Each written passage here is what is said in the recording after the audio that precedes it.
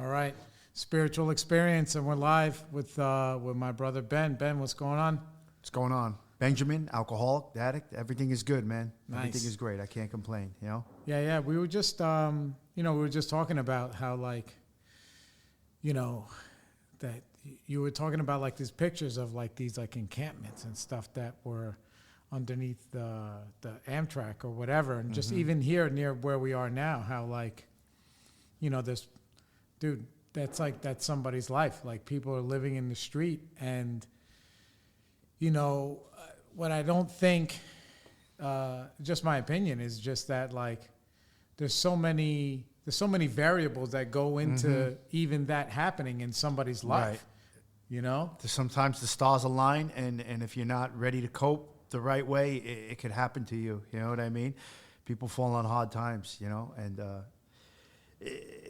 there's a lot of things. It could be addict, it could be an alcoholic, there could be mental illness, didn't have a good support system. It could be all of it, yeah. And most of the time it's all of the above, you know what I mean? People slip through the cracks. Yeah, and it's tough. It's like, when you come, like when you come onto this earth, like it's not like a list of things that you want to be. It's like, somehow I'm going to end up underneath the BQE. Right. Yeah. No one.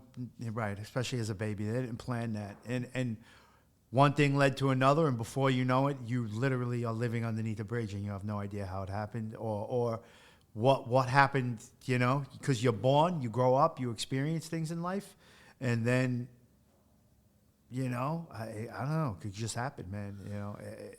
You drift around, you float around. Maybe you didn't have school, or you did have school, and before I've seen a lot of people not be homeless, right? But before you know it, you're 40 or you're 50, you don't have much skills. And the only thing that separates sometimes with people is maybe, some people had a little, were born into a middle class family, and, that didn't happen, But if you didn't have that, before you know it, you just drifted through life a little bit, and now you're 50 and you don't have many skills, and you got to start to try and develop something, I don't know. Yeah. No, listen, like, we don't have the answers. Yeah. And that's the tough thing. But I also know that, like, you and I being in recovery, like, we understand how, like, that could happen to anybody. That could happen to us. It doesn't matter. Yeah, to things, like I said, things could happen. Sometimes you could get cancer, your wife could leave you, or you could leave her, something could happen. A plane could come into a building and you don't have that job, or a coronavirus comes and now that job has been taken away from you and they can't get you the money, and things could just happen, you know what I mean? Yeah. For you. What's funny is when I came in, it's not funny really. I came into recovery, and I was really scared and I'm nervous my first few years, because I knew I needed to start develop better coping mechanisms and skills in life and all types of stuff. And I totally understood where people could end up if you didn't. And I was like, wow, if my parents weren't alive, where I'd have to be in an institution. If I didn't have the money or this or that, or like, not that we had money, because we didn't. We were middle class to lower middle class family. But that's not poor. You know what I mean? It's just not. It's not poor. We didn't get the nice clothes, or they didn't buy me a car to drive, but I always had a place to live no matter what. And when I came into recovery, I realized that I really needed to devote myself to something. And little by little, I got myself to where I'm at today, and I'm very happy with where I'm at. And what's funny is, it's not like I keep saying that, but you see homeless people, and I see young people in particular that are struggling, and you're like, if you stay sober and you dedicate, and the way I feel, if you dedicate yourself to it, because I've had a lot of inglorious jobs, it's humble, you know what I mean? I literally, when I was a laborer in the union, you doing a sewer job, you're shoveling shit at some point, So right. What I mean is, I had to humble myself and just dedicate myself to stay hard and keep trying and staying sober. And now that I feel like I'm on the other side of sanity, hindsight's always 20/20, and if you could just grab somebody and wake them, have a spiritual experience, or wake up, and you could be like, you know what, I can make it. I just, it might not be easy. The road wasn't easy for me. To get sane, I feel like I was totally on at peace my first 3 years, I would say, or 2 years. And if you wanted to add in to the fact that I came in from the 10 years I have now off a relapse, you could add that time up. So for 5 years, I was spiritually, anxious, anxiety-ridden, couldn't sleep at all, for 5 years. And it took me, some time to get a grip on reality. And now, I'm really happy about it. I needed therapy. I needed medication, a little bit of medication. And I needed mostly to stick with it and not pick up the first drink. And then I was like, after 3 to 4 years, I started feeling really good. And it didn't feel totally good, because what's funny is I always share about this when I talk about when I say my story, is that after I started to get mentally with it, I realized that monetarily I was so bad at living my life and paying my bills that now I'm in debt with the IRS. And then that came and got me. I was like, oh, wow, all right. The thing with the monetary is that I was like, all right, this is a mistake I don't need to keep making, and I don't have kids, so I can work my way out of this relatively quickly.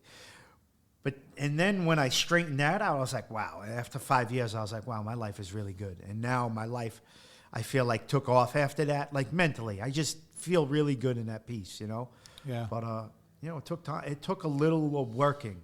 It takes a lot of work, and I think also that I think what happens is that like we're very lucky to even have the opportunity, and what I think that like a lot of people on Earth are missing, which we have, is they're missing like that community. Yeah. They're missing that community where like, there's some people that are just like, that don't know what recovery is about, don't know what AA is about, NA or whatever. And they don't understand that it's a community for like assisted living. So if you come into the rooms and you learn how to just be a little bit open and a little bit willing with, where you are with your life, and that, somehow you run out of ideas, there are people there who will help you and who will like love you, and even people that you don't like. And there's plenty of those. Oh yeah. But like, and I think that that's really where like a key component is of people who can understand where they are in life, and some of it is circumstance, and some of it is by their own hand. Right. And then how they can say, okay, where can I look at my own life with humility, and then say, okay, this is where I'm freaking dropping the ball, and how do I become willing to share that part of myself with people enough that they can help me. Right. And there's a lot of people who like, they go through their life and they're scared to be honest. They're scared to be honest. Thing. I mean, honestly, it's everything. I see, I know people, and I've worked with a lot of colorful people in my life. And yeah, what was that like? Like when you're in that environment, okay, like you said, like you were in the construction field and you had all these other jobs or whatever, but like you're in an environment where you are a little bit at a time, putting your guard down and just being a loving, open human, just as a human, and then you're there with guys who are just like, yeah, it's meat rough. and potatoes. Blah, blah, blah, blah, blah. Well, it's rough. You got to learn. My God. It could be for 8 hours. For You're me, there I was 8 hours look, a day with them. I was totally overwhelmed with that. Dealing with people was rough.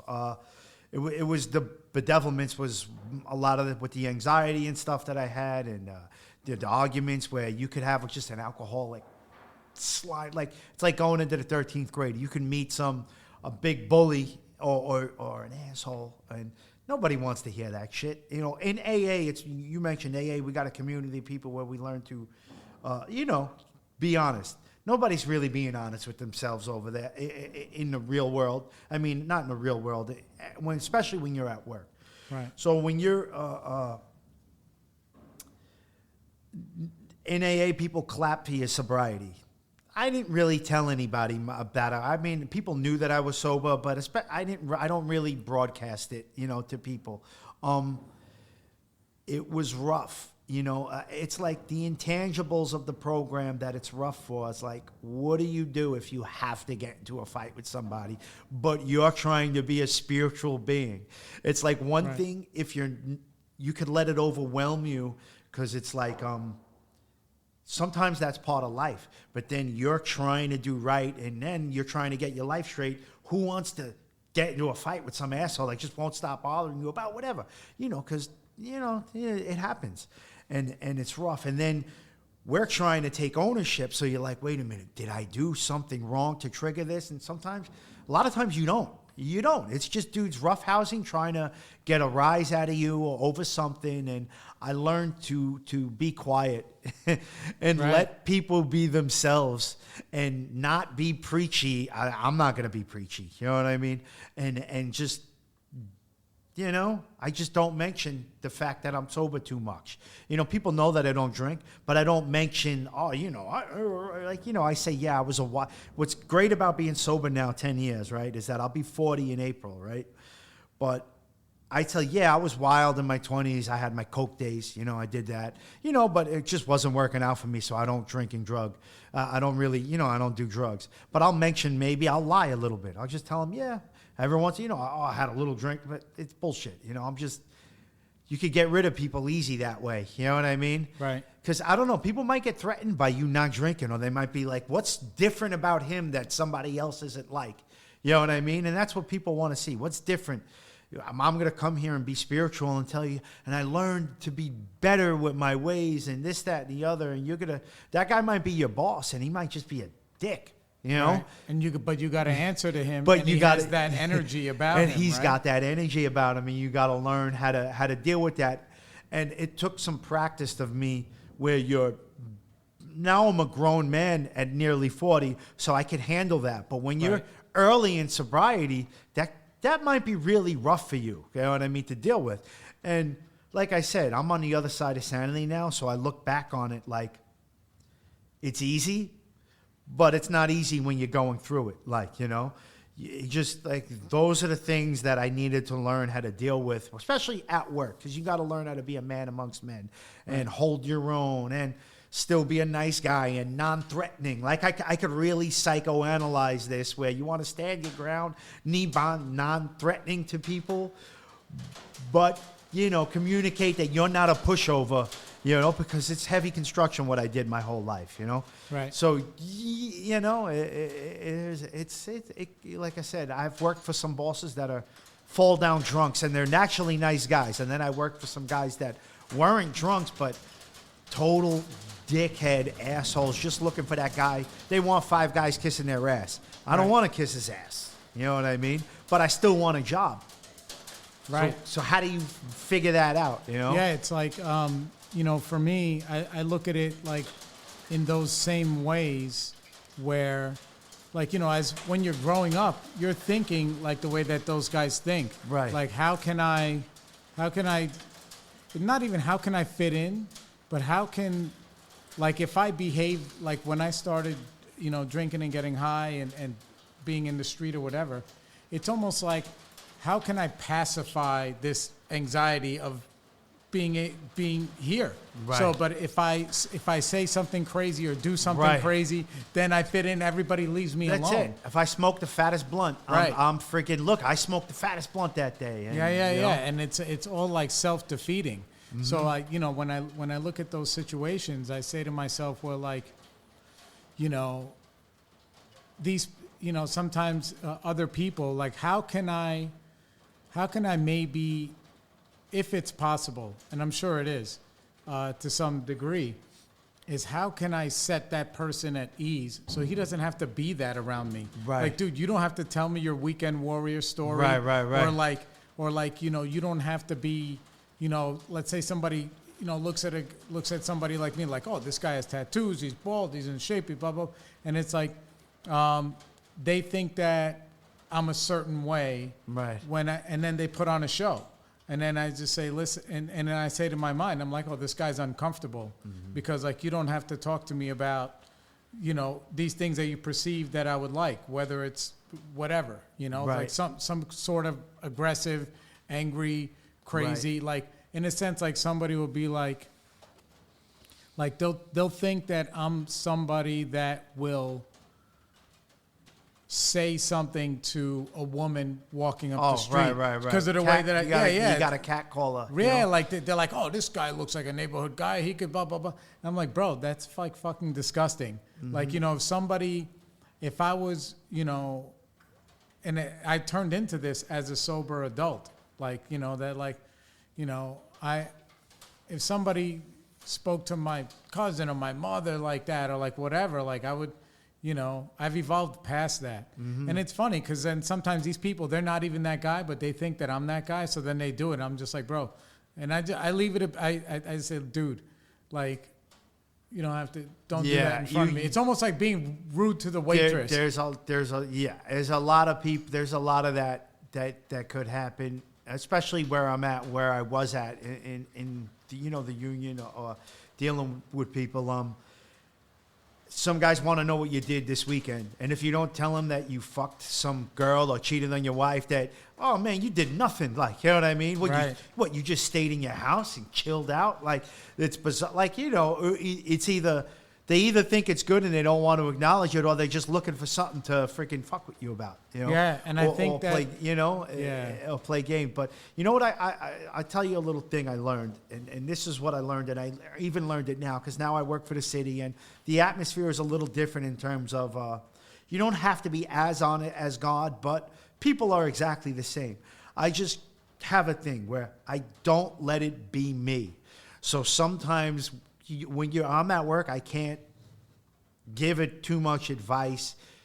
Like, if you see somebody and like, what I mean by don't let the other guy be the guy that's standing out and everybody's looking at for what crazy, stupid shit he did. Right. I just try and slip through the cracks and be wallpaper in those situations. And, because you're going to put yourself out there a lot of times for somebody that's not going to see it your way. And then they're going to look, oh, you believe what this idiot just told me? Ha, ha, ha.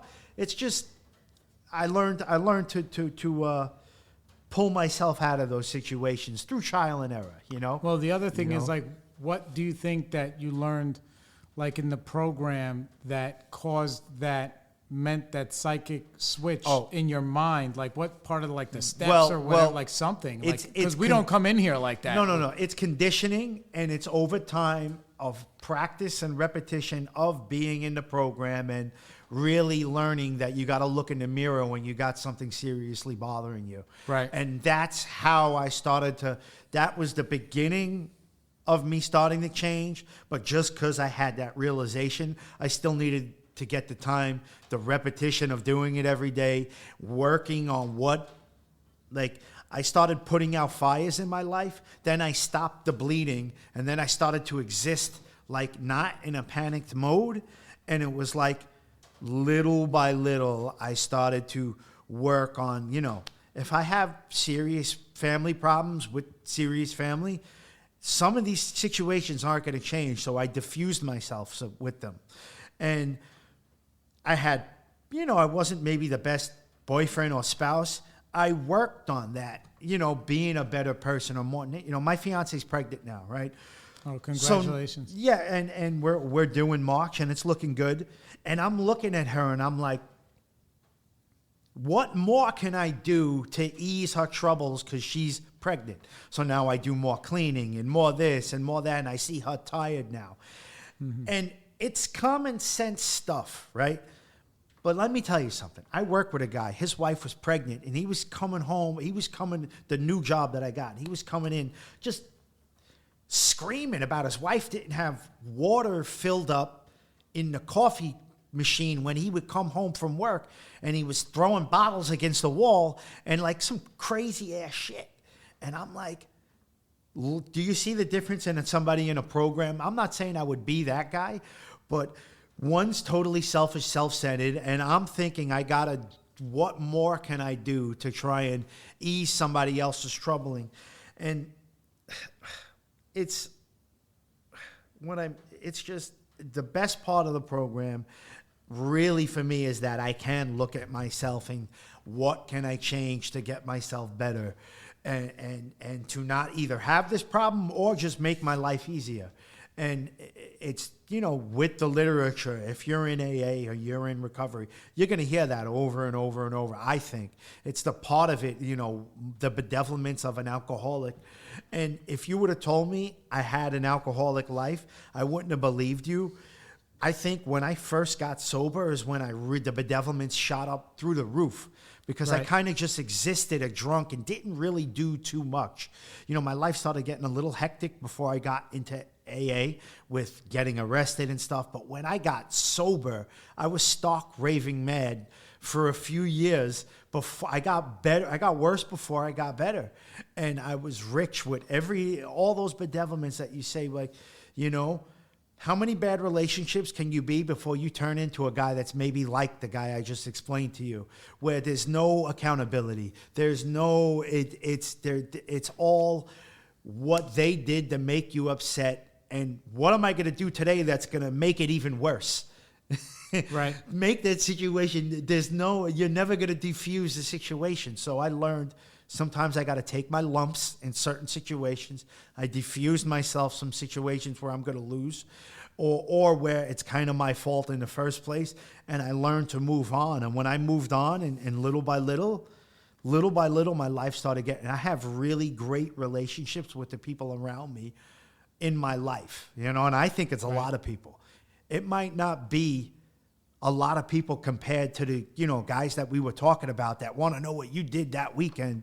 If it wasn't spicy or you didn't get into a fist fight or you didn't get into this or you didn't, or your wife didn't throw you out or you didn't cheat with Susie Q down the block or something but I think it's a way better life than what those guys are talking about. I just think that it's more, it's like authentic. Right. Where I don't have, my thing is, number one, it's how do we want to spend our time on this earth? Do I want to spend my time like around in an environment where it's non-substantive, where like it's just very surface? And it doesn't mean that every conversation I have with human beings is not a therapy at all. session. No. But all right,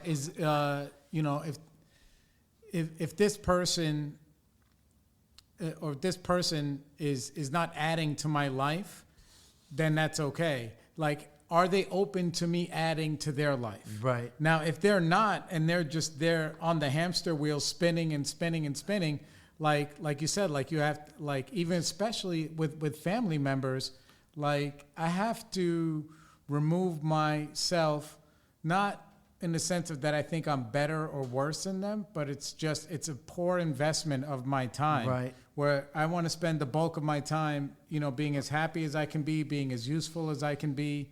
And I had to also do the same work you did. When you're doing the step work and you're doing like an inventory and you see who you are, it's very eye-opening because I was the last one to know how selfish and how crazy I was. Right. I was the very last one. Like everybody else in my life, I always say, like, they must have been they're very loving and very forgiving. Yeah, they must, right. They had to have been to endure what we did this whole time. And I even say, like, a lot of times, like, I'm grateful that my parents, they still even talk to me, the things that I did to them as a teenager in active addiction where, okay, without that fork in the road, maybe we turn into the guy throwing the bottles at the pregnant wife, whatever. I can understand and identify with that selfishness. Yeah, that's sick. That's the scary part. Right, because I can see, all right, when I'm in not just active addiction, but when I'm trapped in myself and I'm the only one that matters, like I can I qualify for all of that. And I don't even have to throw bottles. I just have to bring that energy into my home, with my kids and with my woman, or at work, with clients, with people in the street, where I can say, all right, how can I help this person? Or how could, like, my job, that what works best for me is that I want everyone that I come in contact with to have a positive experience. And that means that I'm going to have to learn how to be tolerant of other people and of other things, that I don't have all the answers. And I didn't even know that kind of thinking wasn't possible before I came into the room. When I came into the rooms, it was, this is the way I drink, this is the way I drug, this is blah, blah, this is who I am, and I'm never going to be different, because I didn't know that it was possible. Right. But with the analysis that you do when you take an inventory, and just going into meetings and finding out when you share stuff that you're not alone, it allows you to be willing to maybe change. I always say that I never trust anyone that never has the thought of, like, strangling their girlfriend or boyfriend. Yeah, I mean, like, that's just like a human thing. Like, it's not something that you do. But if you were just like, I never thought about slapping my girl in the face. If I called her right now and she's like, oh, I think about punching Jared 10 times a week. We don't do it, but it's part of the human experience to allow yourself to be that person, to just say, listen, look, I get angry like everybody else. And your wife is she's carrying a child, and you don't show up magically. Like, how can I be the best person? Like, no, you have, like you said, the consistency. Look, you know what? She's been with me. I was a slob. That was a slob. How long have you guys been together? God, she's gonna 8 years, maybe 8 or 9. We're getting up there. Were you together when you were still out there? No. She met me. I was about 2 years sober, but I was still lunatic. Right. In terms of, I didn't get sleep. So she would talk about that. Like, what was that like? Well, not getting sleep and being sober was almost as bad as being out there and being an alcoholic, because you're still waking up and I'm hearing the birds. Oh, I'm not even waking up. I'm just up all night, and then I hear the birds chirping. But it wasn't as bad as being drunk. But she was like, she thought I was a cokehead, because she said, you didn't sleep. You don't sleep. So I remember the text. She was like, you didn't sleep last night. I said, yeah, well, I have a serious, I had an anxiety or something. Maybe I was mixed diagnosed. They said they thought I was bipolar, but I really wasn't bipolar, because I don't have the manically up and down things. It was just, you were just coming off of that life. I was suffering. Detoxing off of that whole life. I was suffering with that. I was suffering with home really wasn't a good place to go. Work wasn't a good place to go. So that's why, but like, I couldn't get comfortable? I couldn't get comfortable. And whatever thought I had or anything that was bothering me, that was it. I was up all night. Instantly. Obsessing. Totally. And it just wouldn't go away. And at a certain point, I said, all right, I'm with her. By the time I met her, I already made big changes in my life. So I was already a way better person. That's so funny, that big changes, and you're still like... And I'm still struggling. Yeah, exactly. It unfolded. Nothing... I didn't get the white, well, what do they say? The pink cloud or the white cloud or whatever it is, where everything was great fast. Because it wasn't. It was little by little for me. So you got 2 years, you're not sleeping. She's noticing. What are the next steps for you? And then I went to a therapist. By the way, they told me in treatment to do this, and I just didn't, I met with a psychiatrist. Now that's another thing. This wasn't a straight shot. So that psychiatrist and their therapist, the times didn't work out. And I know people say, oh, you make it your time. But no, it's not going to work out if you're having a job and it's not going to work if the only time they could see you is 12 o'clock in the afternoon. Right. You know what I mean? And it's on a weekday. Oh. And at that time I was like, you know what? So they gave me, I tried it with that therapist and this kind of medication that they gave me, and it really wasn't working. So I found another therapist, and they said, "Oh, this place in Staten Island, Freedom from Fear," and That's a beautiful name. it's a nice name, so that's why I said it. Yeah, Freedom yeah. from Fear. I don't even know the names of the other places, and there was nothing wrong with the other. Like, I just want to say, this got me comfortable with the world and the community, any community of people I'm in, like being sober. So now I'm comfortable just about everywhere I go. Right. You know what I mean? Not maybe with the Jersey Shore clique out on a Friday night. I don't do that. That Right. kind of situation I'm never going to be in. But all the situations I'm in, I'm totally comfortable with.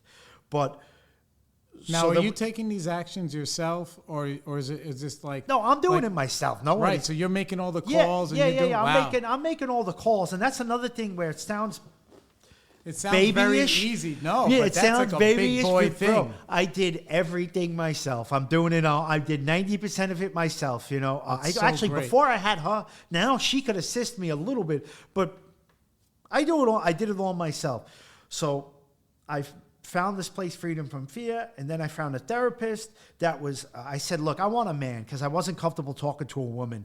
You know what I mean Right. about what's yeah. I see. I said some of it had to do with some of the relationships I was in. I was just like, I'm not gonna talk, especially a good-looking woman.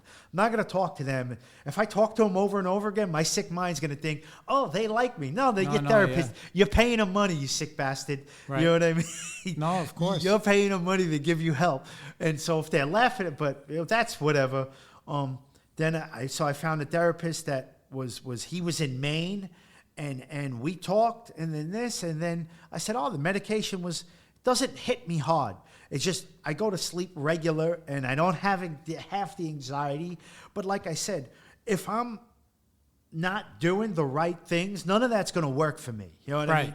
The stars got to be in a line, and so I. So it's not just how did you find out that it wasn't just the medication that was going to help you, that you had to do like a lifestyle? Yeah, well, and the good news change? is that I was doing the lifestyle before all that. Right. So I said, at a certain point, I was with her. I said, you know what? I'm doing everything this program asks me to do, and I'm still struggling, and I know it shouldn't be that way. You know what I mean? Because Right. you name it, I'm doing it. I'm trying to pray. I'm trying to do this. I'm trying to do that. I haven't done any. You know you're crazy when you're like, I didn't, or at least you think, I didn't do anything wrong in a year and a half. I'm still freaking struggling at night. I still can't get to sleep. What is going on? Yeah, you know have what I like mean? the obsession, the right. obsessive I still mind, have yeah. the obsession. I'm still worried. And you're not even. We never obsess about something good. Right. Like it No, doesn't it's nothing exist. good. And it's typically I will find something bad, and I will make, Right. and it's all fiction, and then I'm like, no, that's the tape I want to play. Right. And you still want to, and even to this day, I'm still cautious. What spot check problem am I, or the obsession stop? It's like a revolving door where one problem walked away and the other, what am I going to try and click onto now? Because now I have an easier job, right? Where you're just dealing with the people, right? A little bit, you know? Is it a little more free time, like mentally? Yeah. You got more free time. You know what I mean? You definitely. Sometimes that's not good. But Like sometimes to have the free sometimes mental it's time not to like, yeah. No. It could not be good. But it's what are you doing with your time? You could do productive stuff with your time, and that's what I'm about. And that's all. I try and be productive. I try and learn every day. And now, like I said, I've said this a couple times already. I'm on the other side of sanity, and it's real easy to the spot check maintenance.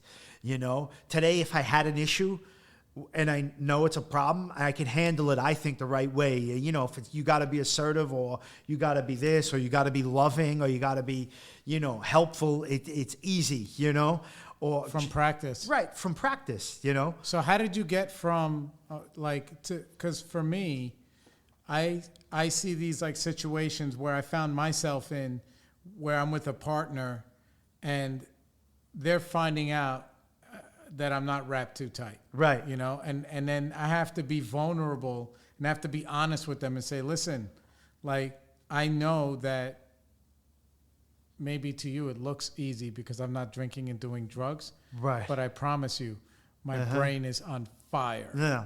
And to be able to open up to somebody like Right. that and say, I need help. Right. Is not easy. And you have to have, number one, the fact that you had even that willingness to just keep and doing it on your own is super commendable, because there were many times in the beginning of my recovery, I remember I had like a year and I was so unhinged. My son, he had like an ingrown toenail, and his grandmother on his mother's side, she was a nurse. So she would just like cut it and trim it or whatever. And eventually we had to take him to the doctor. But we were holding it at bay for a year because I was just so fearful. I didn't even know how to find a doctor. And I didn't know what to do. And I was still living in my mother's basement. And I had this kid with me. And my mom is like, you know, what would be something that's very easy for somebody else, for me, it was a mountain. And there's no logical reason why, but like for people like us, a lot of times, and I just think people in general, they have some fear that seems that you can't accomplish on your own. So my mom had to help me, and she made the appointment, and she takes him to the doctor, and I was so scared, but I was grateful that like my mom was pacifying this fear. She takes him to the doctor. He fixes the toe or whatever, blah, blah, blah. His little toenail was getting infected. And he was like 9 years old. And then the doctor looked at my mom and said, you know, this is like neglect. And then my mom came and told me what the doctor said. And I felt, you know, ashamed or whatever. And I felt sorry for him, because here's somebody who's depending on me. And I can't stop myself from neglecting him because I'm so fearful. So like when you're with your partner and you're saying to, like, you have to get through that fear to say to her, listen, I know that I'm not sleeping, and I know that I need extra help. And without even that fear of judgment, where she could be like, Ben, you're a crazy motherfucker. Yeah, I'm out of here. She's a good woman. You know, she's a good woman. You know, she. Did you admire that in her, that she was even like with my partner, with my woman, like I see the things in her that I didn't have or I don't have. Right. That level of empathy and whatever. I'm like, I don't know if I would be with myself. Yeah, you know. Yeah. But that's they the thing. have I couldn't be with. I couldn't be with somebody like me. You know, it works. She's like kind of like my opposite. That's perfect. Big time. You know, we have our things. Look, aren't perfect. That's human beings. Yeah, stuff. It's human nature. You know, it's when you mentioned about doing it yourself, it sounds so comical, right? When you look back, and I'm so happy that I learned, all right, finding myself a therapist and scrolling through and finding things out and putting yourself out there. I did that. I made those appointments, right? Almost like in desperation. Yeah, at times I was in desperation. Then, you know, I wasn't too happy about the job I had as a laborer. It's, you know, it was a good job. You make good money, but you're killing yourself. You're really working very hard. Right. Now, just because you want a new job, kind of like trying to be sober before you get sober, just because you want to be sober, it's not going to happen unless you really try and do different things. So getting this new job, I mean, I applied to like maybe 7, 9 jobs over the last couple of years. And that's learning how to do interviews and sit down with people the way I'm sitting down here.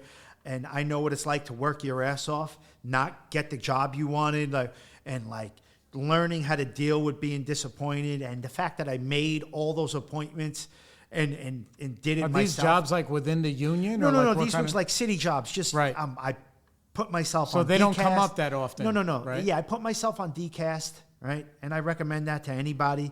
If you're trying to get a job or whatever, put yourself on DCast and you'll get notified when the tests come out each month, the monthly exam listings. And what I like about it is I didn't find out about one job until I went through the process of another of getting the job, like where I didn't get the job before that. Right. I wouldn't have known about concrete mason for college. Like I didn't know about sewage treatment worker.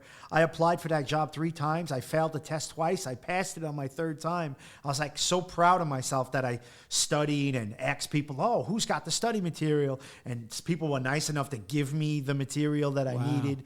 And it's not even the fact that I got the job. If I didn't go through with that stuff and let's just say I didn't have a new job. The experience of going through that and learning about life and applying myself where I'm trying hard was a deep satisfaction that I never had before in terms of my anxiety on what I did with my life and where I was going, where I'm so proud of that, like that I even went through with that. And now, when I first got this new job, my fiance is pregnant, we're buying a house, and then I got banged over the head with all the paperwork that I need to get the mortgage and get this and get that, and I did that all myself too. And I was like, you don't know when you start something out what you have capable in there. And some of it's just, it's really, and I tell this to anybody, you know, let's say I applied for 9 jobs and I didn't get them, but I got the 9th one and the 10th one, right? You're letting 8 pieces of paper separate you from something to a totally different life. You know what I mean? That you might have if you just got to start, you know, going through with things that make you uncomfortable. That's me. Some people didn't have any of those problems maybe. Or they had a good job, they had this, they had that. You know, I came in, I had a GED. Was the only thing I accomplished before I got sober was a GED and a license. Mm-hmm. And you know what? Those GED and license, I had to try 3 times twice for the license and 3 times for the GED because I couldn't pass the essay part of it.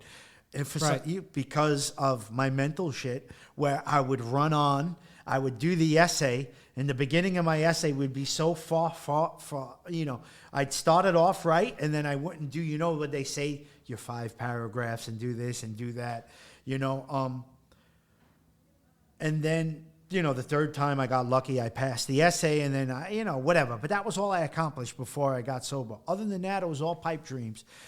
When I was 15, I was gonna do better. I started smoking pot. So instead of taking a city test, I smoked pot and then never showed up to that exam. Right. You know, and that's how what I did. And then that's when it was good. So I consider myself an alcoholic from when I first picked up pot because I didn't do anything with my life. You know, it was easy and everybody was doing it. I was having fun and laughing and goofing off, but the anxiety was building up because every winter when you couldn't go and see your friends as much, you know, and you're walking around and everybody's in a little bit more, you're like, what did I do this summer? I just smoked pot instead of trying to do this and doing that, you know? Yeah, it's so hard to like, to try and stay motivated. And there's plenty of people who will, you know, I have friends that they could smoke pot and it turns them on and then they go for it. Yeah, no, people. Because sometimes it will take that fear away or that edge off where like for people like us, you know, I'm always looking for an escape. Even an obsessive thought is an escape for me. Mm-hmm. I can say to myself, okay, well, I know I have to, like I make a list of things that I have to do every day. Sometimes, most of the time, I have to write them down. Mm-hmm. And it holds me accountable to them. And it sounds like very kindergarten stuff, but it actually makes it easier for me because I like to have structure. Yeah. As somebody who works for themselves and does all these other independent things, I like to have structure, even if it's me giving myself the structure. So like my life this past week, like if I say to myself, I'm going to run 15 miles this week, right? I will say that I'm going to run 15 miles. So when I run 5, then I run another 5, then I say, I have 5 left. When I have 5 left, that's when all the excuses come. The excuses either come before the first mile or when I'm almost done, because God forbid I actually do what I set myself out to do. So in the program, I've learned that not even to be ashamed of that kind of life where I have to be, when somebody's like, my life is, involved with recovery programs, physical activity, exercise, gym, all of those things, eating right, meditation, prayer, reading the right kind of books. I still go to therapy every other week. All of these things that I love when people tell me, if you say like, this is my daily life, and they're like, oh my God, that sounds like a lot just to not drink. Yeah. But I'm like, no, you don't understand. I have a very full life. And Yeah. for maximum happiness and effectiveness on this life, I have to lead that life. And the exercise stuff, and I know, and we'll talk about it in a minute, is the best place for me to find out, to break through that wall of fear and doubt. And when I do it early in the morning, I have the best day when at 6 a.m. I'm doing like a yoga class on the television, like something that's pre-made, or I do these HIIT classes at the Badass Academy in Bay Ridge. I used to go to that. Yeah, 6 a.m. I'm a 6 a.m. savage. I do that once or twice a week. And like when I come through that wall of fear, because none of that stuff is going to kill me. None of it. But I will have a much better day when I break through that wall early in the day. And sometimes that wall is just me wrestling myself into meditation. And I'll put on a meditation app and I'll sit there for 10 minutes and just making myself do something that I don't want to do, but I know is good for me. The sooner I get that out of the way, the better. Then the list of things is nothing. But I enjoy being in that pit of darkness where you're saying to yourself, I don't want to go train today. Yeah, I don't want to, like when you're facing yourself, it's, okay, well, who do I want to be? Do I want to be the guy? I can easily not go train, go get a sandwich from Leone, eat it. It's easy to, it's so easy, man. It's so easy to get the nice bacon, egg, and cheese and just, I don't do good with one bacon, egg, and cheese because once I get going, I was like, I got to get 2 bacon, egg, and cheeses because it's so good. But I could eat a little bit of a plain yogurt and I put blueberries in it. Right. And I could drink that, and that'll be that's like, I eat like yogurt, an apple, 2 bananas.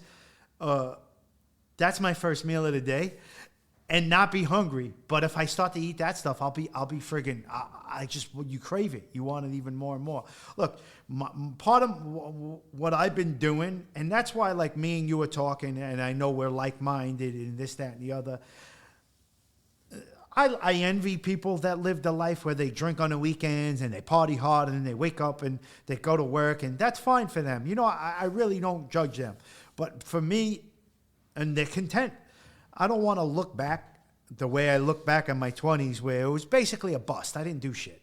So I don't want to look back now and be like, man, I didn't try this. That's why I work out. That's why I've been doing jiu-jitsu. Because I always said, I always fooled around with stuff like that, But what was it like starting that? Like, when did you make that decision to say, you know what? I have a few years of sobriety. I'm gonna go roll around on the mat and get the shit kicked out of me. Well, I was always good at the first part of fighting, which is the getting beat up part. I said I knew I could take that. I could take the beating kind of well. You know what I mean? It's the giving it back that you got to get good at, and on learning the wind and this, that, and the other. And I still not.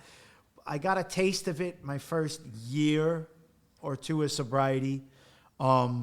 I was doing a little MMA, and it was fun, and it was a lot of fun. And getting beat up, like I said, the first part didn't bother me too much, right? The getting beat up part. But physically, I was working so hard, I was like, oh man, I can't realistically, I thought. Now, in hindsight, I should have just went for the class part of it, but maybe not trained as hard, but that's impossible for an alcoholic. Because if I'm there, I might as well almost get my arm broken, you know what I mean? Sure. But when I got this job, I said if I ever got an easier city job, that I would go all in with that stuff. And then when I went all in, it was like it covers bases for what you said, where I can learn something from that, where I can't learn, like in my sobriety, I want to learn something, whether it's physically. Sometimes I could learn maybe or try, maybe not learn it, but I could try 2 things or understand, so where I could maybe read a little book that could help me once a little bit a day or a couple of pages, and I could train a little bit every day, and try and learn something. So that's what the jiu-jitsu is doing for me. But yeah, you know what? It is humbling because at first you're going to get rocked around. If you're going to be winded, you're going to be tired, you're going to get beat up, you're going to get choked out. Parts of that could not be fun, but every once in a while, a couple of weeks, when you're like working a move, and then you're like, oh shit, I could get this move on pretty much anybody that gets themselves in that spot with me. Then you're like, oh, wow, this is working. And then the other day, see the progress. The other day, I was like, oh, wow, I'm learning all these moves to do on people from when they're in turtle, right? And then I'm training, right? And I was like, wow, if I could get something. And I kind of got the move on somebody, the move of the day, right? I kind of got it. And then, ironically enough, I rolled with a girl that's lighter than a bag of Portland cement, which I'm used to moving around.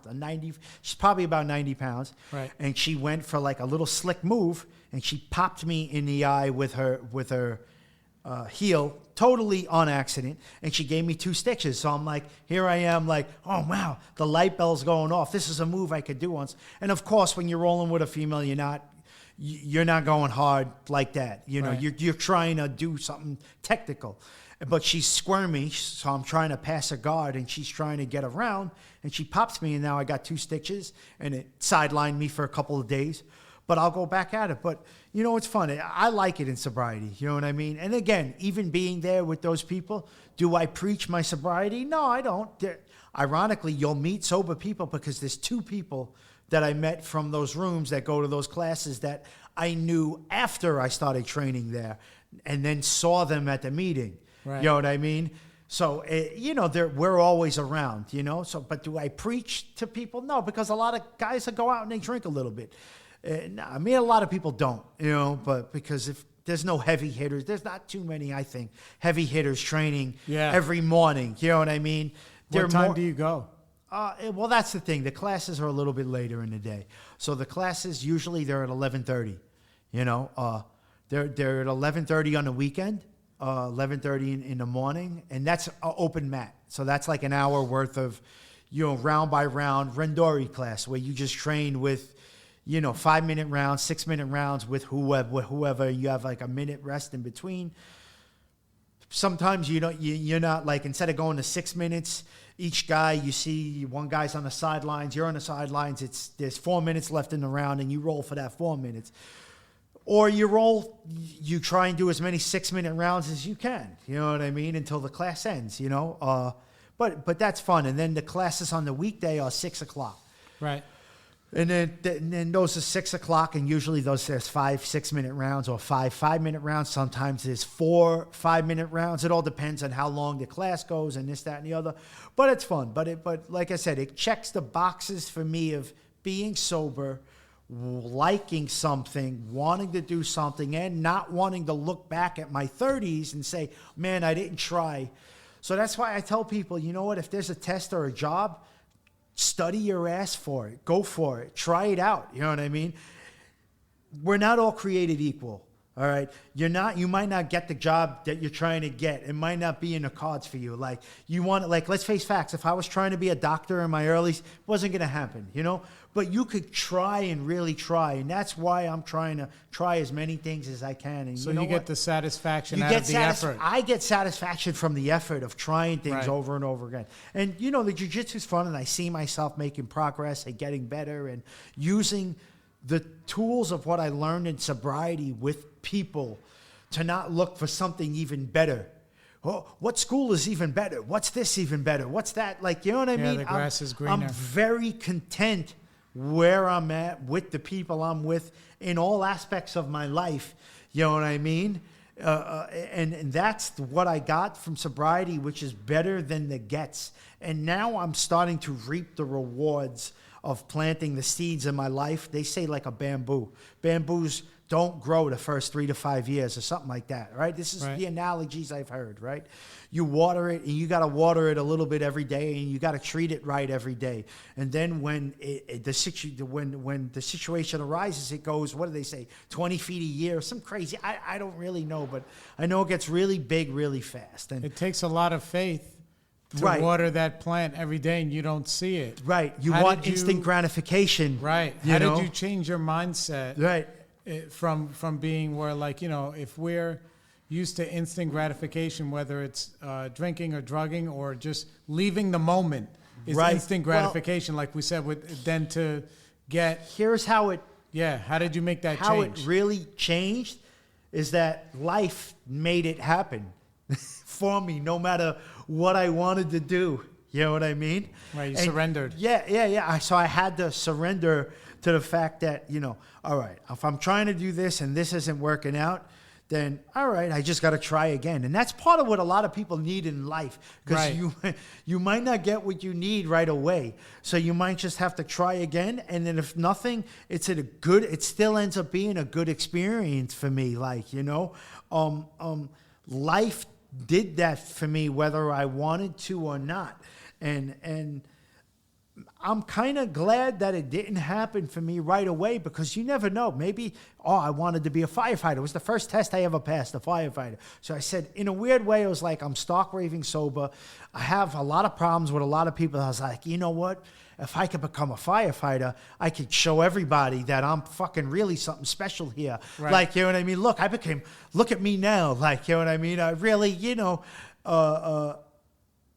maybe I would have been an asshole if things would have lined up for me right away. You know what I mean? Sure. Maybe, or maybe not. You know what I mean? You never know, because, like I said, I don't think I was the worst guy in my early sobriety, but I wasn't the best guy either. I needed to work on myself. I was the worst guy for me, because I needed to look at that guy in the mirror, and I needed to be, happy with him. And that's where I'm at today, where I'm happy with him, I'm happy with the guy in the mirror, and, I'm really looking forward to being a father, and I know life is going to change, and I might have to cut back on certain things that I do that I like to spend my time, maybe I got to cut my exercises down a little bit, or a class here and there, because I'll be dealing with a baby that's on its clock now. So now I'm going to have to feed that baby or whatever, and me and my wife will have to, it'll be good. She gets off, I think, the first 4 months. She gets a maternity leave, so and then we'll figure it out. But you know what? I'm also about to buy a 2-family house, and I'm excited about it, and it's a nice house, and I want to get the work done. And the good news is that I'm not panicked about this stuff. I started this job, right? And I wasn't nervous, and I knew it was a different type of job where nobody's telling me what I need to do. The job I started where I got to figure it out basically by what you want to do at your pace whenever you want to do it. So there's a lot of time there like, oh shit, nobody's telling me what to do. Right. I got to figure this out on my own. Yeah. You know what I mean? Like, nobody's going to... Who would have thought that you'd be qualified? Who's going to, all right, so this is all up to me. Like, this is and a lot of times I'm just a consultant. Like, they'll call me up for something that's not really, has nothing to do with me. And they'll ask me my opinion. And then I got to learn, all right, what I'm doing here. I got to defuse this, or I got to exclude myself from this. But it's easy. It's all easy for me. You can step up and right. be who or they want I could you to step be. up and be like, all right, I'll take care of it, no problem. You know what I mean?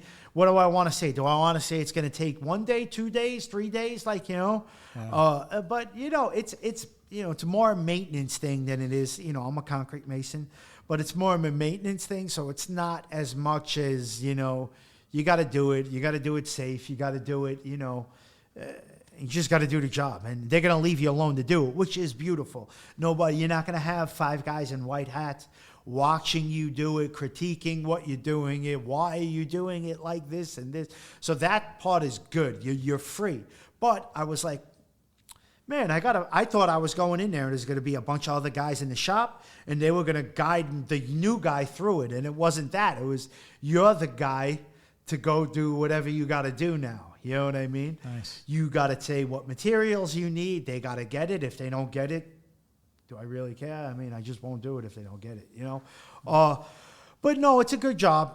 But more importantly than the job being great is that I handle it, I think, good, and that I wasn't overwhelmed. I'm not overwhelmed at buying the house. I'm not overwhelmed at the paperwork that came. I wasn't overwhelmed. I was excited when she was pregnant. Only thing I was a little concerned about is the baby healthy? Is the baby healthy? And the baby's healthy. So I'm like, all right, now I'm buying a house. I'm going to get guys to do work on the house. All right. And everything worked out beautifully, and it all came at my 10th year, or my 9th going on 10th year. I had a little over 9 years when I started the job, and I'm going to be 40 in April. And I'm like, I'm not going to be 40 looking back at my 30s and regretting, because I'm really not. It was slow going in the beginning. But my 20s, I kind of regret. I'm still like, oh, man, I could have did more. But now I'm like, no, I couldn't did more. So that's why I like working out. I like doing this. I like trying to learn and expose myself to different things. And it's okay. And I'm comfortable in my skin. But I also don't think other people need to be doing that, in order, like, I see people and they got their life, and I'm like, if they didn't think all that total spiritual stuff, that's okay. That works for them. And they're whatever. You know what I mean? That's fine for them. But for me, I needed to answer questions for myself that weren't going to get answered unless, I tried, applied, failed, and kept trying again, and Yep. that's a part of my life now, and that's okay. That's the good part. You know what I mean? There's more good in my life than bad. And that's, people come to me and like, people, sometimes you feel, they fell on hard times. You don't know what hard times is, a lot of us deal with the same amount of stress, and hard times come and go. And believe me, I lost my best friend to cancer. And then after that was when coronavirus, and he was 36 by the time he passed away, 35 when he got it. He made it about a year. I see how people's lives can change in a day. I saw his wife and kids. All of a sudden, now the wife and kids it's a game changer. He was the main earner of the family. Coronavirus happened. So things can change in people's lives. And I know that it could change, but I'm grateful for the ability to be able to actively be trying to change my life. I'm not in a desperate mode anymore. It's very hard to even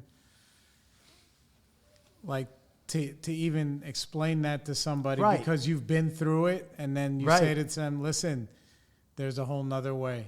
Right. And it's hard for them to come to terms with that. And it's hard because a lot of times we're looking, the easy way out is always an excuse. Right.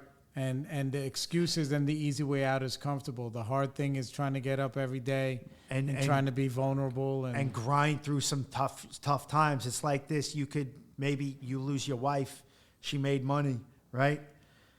Or the coronavirus comes and then takes your job, right? And you lost your wife, right? And then it's like, what are you going to do about it? What are you going to do? Are you going to exhaust all means possible? Or are you going to sit on a pity party and not actively try to make your life better? You might have to reach down. And because I've seen some people, and you see it in recovery, not everybody constitutionally capable of being honest with themselves. We all know people that are, it says that they're not at fault. They seem to have been born that way, where that's it. It's just everything sucks. You don't know what a hard time is, and they fell down and never picked themselves up again. And they never allowed somebody else to help them get up. And they might live, right. Well, that's the thing.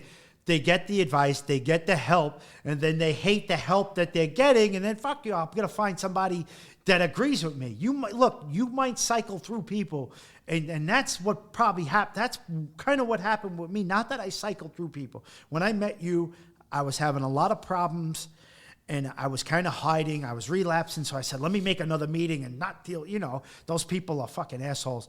But I said, when I came to Greenwood, right. I came and I sat in that one spot, and I didn't try and deal with too many people.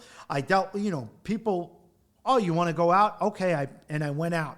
And I think I was nice to people, and I was open-minded, but I was really there to learn about myself. Why was I keep getting into these problems?